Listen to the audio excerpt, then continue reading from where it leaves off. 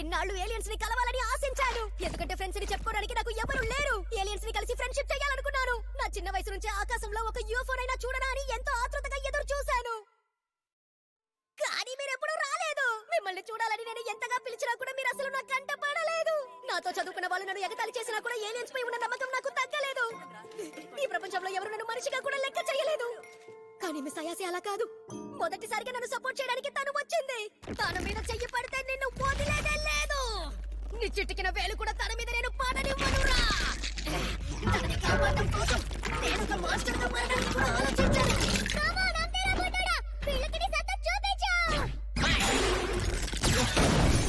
కానీ మిస్ అయాసి నేను కాపాడలేనేమో. నీలాంటి వాడితో మేమెప్పుడు స్నేహం చెయ్యం, అర్థమైందా?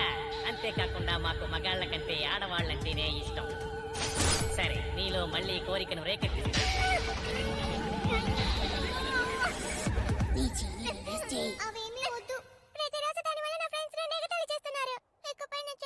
చిట్టి తల్లి, ఏమంటున్నావు? నువ్వు చీని రిలీజ్ చేస్తే ఎటువంటి హాని ఉండదు. దుష్టశక్తులు ఏవి నీ దగ్గరికి రావు.